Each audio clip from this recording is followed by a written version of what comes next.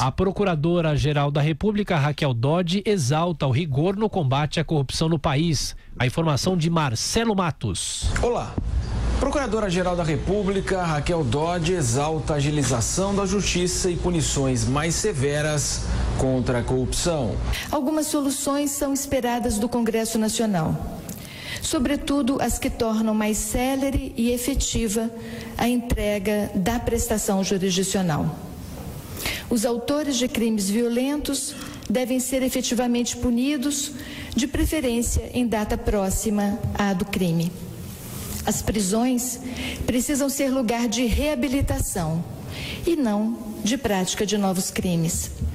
A corrupção precisa ser desestimulada por punições severas. Depender do Congresso é um fator complicador. O projeto anticrime do ministro Sérgio Moro encontra resistência e precisou ser fatiado ao propor a criminalização do Caixa 2 e punições severas à corrupção. O Judiciário tem um papel importante na segurança pública. As decisões que os juízes tomam sim importam, tanto num sentido como no outro. Os juízes têm que ter presente as consequências de suas decisões.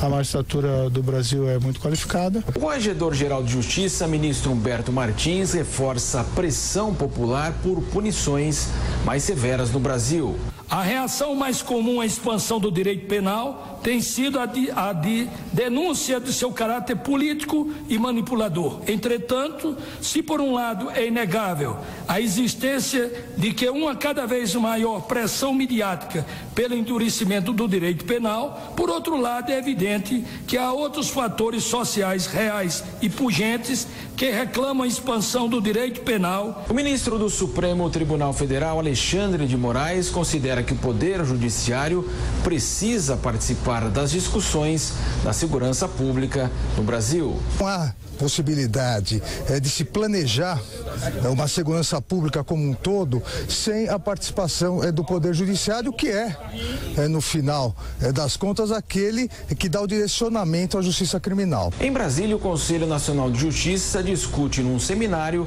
políticas judiciárias e segurança pública.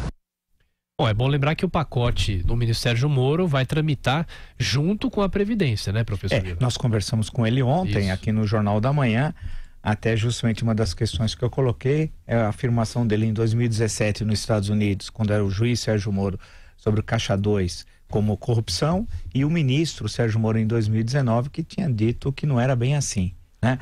Evidentemente que eu estou me referindo à questão do Caixa 2, que é um crime eleitoral, nós estamos tratando aí de outra questão, né?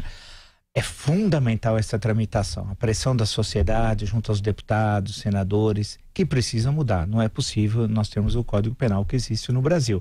Agora, evidentemente que isso não soluciona todos os problemas. Passa também pela construção de presídios, pelo processo de ressocialização, quando é possível ter um processo de ressocialização, né? Passa também pelo equipamento das polícias, por melhorar as condições salariais, etc, etc. Tem muitas questões, mas um ponto essencial é a mudança da legislação e enfrentar essa questão, por exemplo, da corrupção, porque são dois polos centrais, né? A questão da corrupção e outro do crime organizado. E veja um fato que o Brasil não está percebendo. Muitas vezes há um silêncio. Dizia-se até recentemente que fosse mexer na cúpula do PCC em São Paulo, teria uma rebelião. Os líderes do PCC foram transferidos para Rondônia, né? Se eu não estiver enganado. O que aconteceu? Nada. É interessante, tem fatos que são importantes para serem tratados e no meio dessa confusão toda do Brasil, nós deixamos de lado, ou seja, teve a transferência que foi feita, foi realizada, claro que com competência, porque outros foram presos, né, para impedir retaliação, e até o momento, eu espero que não aconteça, mas até o momento não teve nenhuma retaliação, nada, não aconteceu nada. Em suma, a manutenção era um blefe.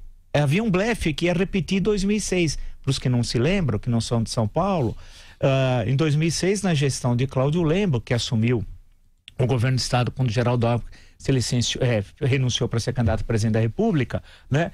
Houve aquela rebelião do PCC e as autoridades estaduais paulistas fizeram um acordo. Fizeram um acordo, sim, tem que falar a verdade. Com o PCC dizendo, vocês controlam as prisões, E nós fingimos que controlamos, vocês controlam e a vida segue. E foi assim. Houve uma mudança de orientação nesse ano. E essa mudança de orientação enfrentou e até o momento conseguiu vencer a cúpula do PCC. Agora vamos ver que repercussão isso vai ter nas ações do PCC fora dos presídios. Aí que entra uma questão de inteligência. O que é inteligência? É um processo de investigação, de acompanhar por onde circula o dinheiro, né? Por exemplo, todo mundo sabe dos postos de gasolina. As pessoas me falam que o posto de gasolina, 150 em São Paulo, tem controles do PCC. Eles roubam, o roubo do petróleo que vem da refinaria, os dutos da Petrobras, eles retiram dos dutos o petróleo bruto. Olha que coisa, aqui em São Paulo. Tem refinarias clandestinas. Depois vem o caminhão, pega a gasolina, que houve na refinaria clandestina, leva para os postos sob o domínio do crime organizado. É bom lembrar que esse roubo de petróleo, agora recentemente no México, há cerca de um mês e meio, morreu 110 pessoas.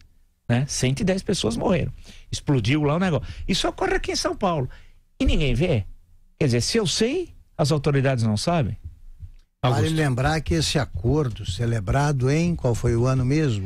2006. Em 2006 vigorou até a posse do governador João Dória. 1º de janeiro desse ano que mudou, fez o ponto de inflexão. E o João Dória teve uma atitude bastante altiva quando logo depois do anúncio da transferência dos líderes do PCC começou a circular o tal